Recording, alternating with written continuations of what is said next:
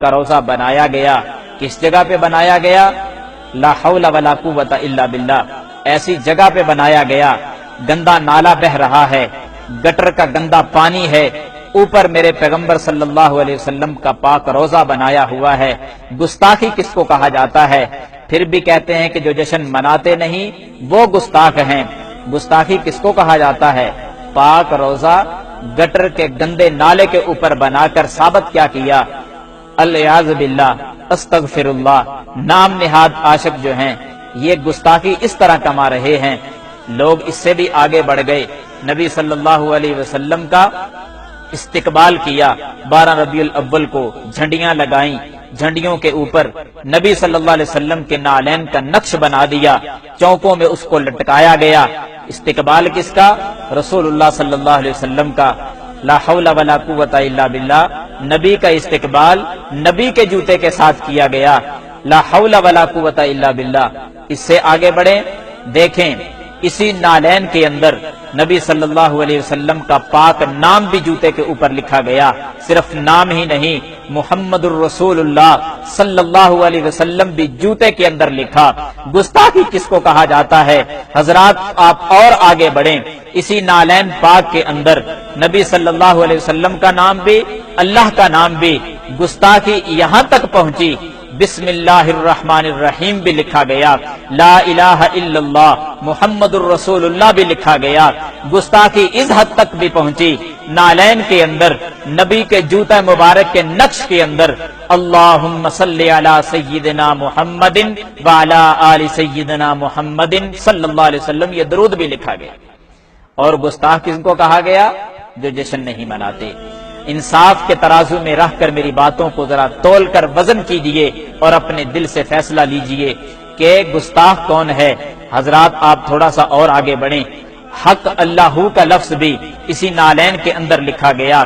گستاخی اس حد تک پہنچی کہ خوشی مناتے مناتے اپنے حواس بھی کھو بیٹھے، گاڑی پر بینر لگائے گئے جس پر الصلاۃ والسلام علیک یا رسول اللہ صلی اللہ علیہ وسلم کا لفظ لکھا گیا۔ جوتے پہن کر اوپر چڑھ گئے اور اسی الفاظ کو رسول اللہ صلی اللہ علیہ وسلم جیسے پاک الفاظ کو اپنے پاؤں کے نیچے روند ڈالا۔ لا حول ولا قوت الا باللہ۔ گستاخی کس کو کہا جاتا ہے؟ حضرات اگر آپ تھوڑا سا اور آگے بڑھیں، گستاخی اس حد تک بھی پہنچی ہے کہ سینمے کے آگے بینرز لگا دیے گئے، اشتہار اس خوشی میں اوپر لکھا گیا جشن عید میلاد النبی صلی اللہ علیہ وسلم کی خوشی میں آج 4 شو ہوں گے۔ لا حول ولا قوت الا باللہ۔ کیک بنائے گئے، نام محمد لکھا گیا، لفظ اللہ لکھا گیا، پھر بڑی بڑی چھری اور چاقوؤں کے ساتھ اس لفظ اللہ کو کاٹ دیا گیا۔ پوچھنا چاہتا ہوں کہ لفظ محمد صلی اللہ علیہ وسلم کو کاٹ کر خود ہی کھایا گیا اور گستاخی کا دھبا کسی اور پہ لگایا گیا۔ حضرات اگر آپ تھوڑا سا اور آگے بڑھیں تو نبی صلی اللہ علیہ وسلم کی گستاخی اس انداز میں بھی کی گئی کہ نبی کا نام لے کر خوشی یوں منائی گئی کہ لوگ ڈانس کرتے ہوئے نظر آئے، مرد حضرات گلیوں میں ناچتے ہوئے نظر آ رہے ہیں، اس لیے کہ نبی کا جشن منایا جا رہا ہے۔ نبی کے نام پر بے حیائی کو فروغ کیسے دیا جاتا ہے؟ لڑکیاں ناچنے لگیں، اس حد تک یہ گستاخی پہنچی، نبی کا نام استعمال کیا گیا، خوشی کا لفظ بول کر بے حیائی اس قدر بنت حوا کو بے پردہ کر کے چوکوں میں لا کر اس کو ناچ اور ڈانس اس سے کروایا گیا۔ حضرات بنت حوا کی عظمت تو یہ تھی کہ صفا مروہ کی سعی کرتے ہوئے بھی اسلام بنت حوا کو اجازت نہیں دیتا کہ وہ صفا مروہ کے درمیان وہ دوڑنے کی اجازت بھی اسلام نے نہیں دی۔ اس اسلام کے اندر آپ نے کس قدر گستاخی کی کہ بے پردہ عورتوں کو چوکوں میں لا کر اسے ڈانس کروایا گیا۔ گستاخی یہاں تک بھی پہنچی کہ نبی صلی اللہ علیہ وسلم کی گستاخی کرتے کرتے اللہ کی گستاخی پہ اتر آئے۔ کس انداز میں؟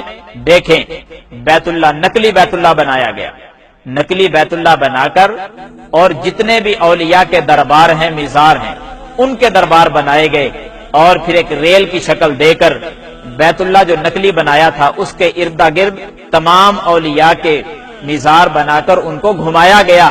یہاں تک بینر لگا دیے گئے کہ سوائے ابلیس کے سبھی خوشیاں منا رہے ہیں۔ حضرات یہ جملہ کہہ کر نہ تم نے سیدنا ابو بکر صدیق کو چھوڑا، نہ پیارے فاروق کو چھوڑا، نہ عثمان کو چھوڑا، نہ علی کو چھوڑا، نہ تمام صحابہ کو چھوڑا، نہ ائمہ دین کو چھوڑا، ہر کسی کو تم نے ابلیس اور شیطان کہہ دیا ہے۔ گستاخ پھر بھی وہ ٹھہرے جو جشن نہیں مناتے۔ فیصلہ تم نے کرنا ہوگا، انصاف کے ترازو میں رہ کر ذرا وزن کیجئے اور اپنے دل سے حق کا فیصلہ لیجئے کہ گستاخ کون ہے۔ اللہ تعالی ہم سب کا حامی و ناصر ہو۔ باقی دعوانا الحمدللہ رب العالمین۔